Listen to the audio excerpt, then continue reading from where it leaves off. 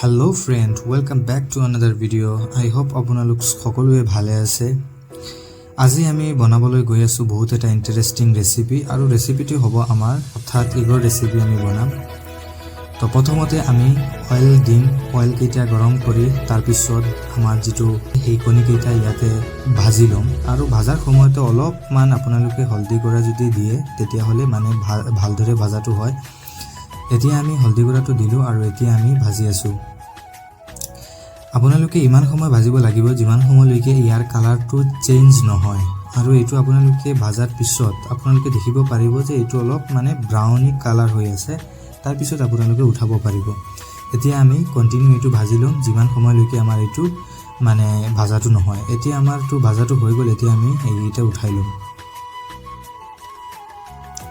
ইয়াতে আমাৰ তেল অলপ কম আছিল। এতিয়া আমি অলপ মান তেল এড কৰিম।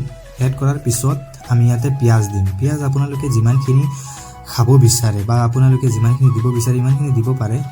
আমি দুটামান পিয়াজ দিছো দুটা কৰি আৰু তাতে অলপ নিমখ দিম। একো মছলা টছলা নিদিও, খালি জাস্ট আপোনালোকে অলপ নিমখ দিব।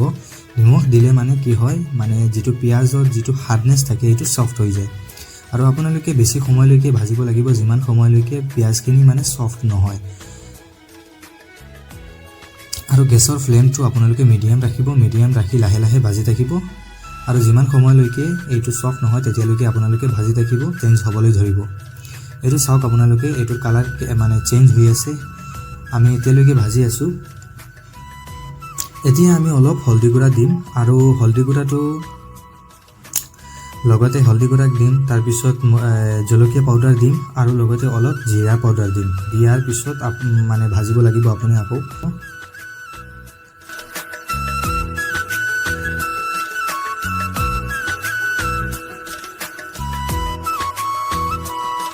এতিয়া আমি ইয়াতে পানী এড কৰিম। পানী এড কৰাৰ পিছত মানে এটোৰ মানে যেটো মানে গ্ৰেভি হয় এটো মানে উলাই আহে। এতিয়া আমি পানী এড কৰিছো আৰু আপুনি পানী এড কৰাৰ আগতে আপুনি চাব লাগিব যে এইটো মানে ভাজাটো ভালদৰে হ'ব লাগিব আৰু কালাৰটো চেঞ্জ হ'ব লাগিব আৰু সফট হ'ব লাগিব। এতিয়া মানে এনে 2-3 মিনিট ৰাখাৰ পিছত আপোনালোকে চাব পাৰিব যে গ্ৰেভি হৈ গল আৰু গ্ৰেভি হোৱাৰ পিছত আমি আমাৰ যেটো এগ ৰাখিছিলো ভাজি কৰি সেইকেইটা দি দিম। দিয়াৰ পিছত এইটো অলপ সময় কাৰণতে এনেকুৱা ভাজি লম।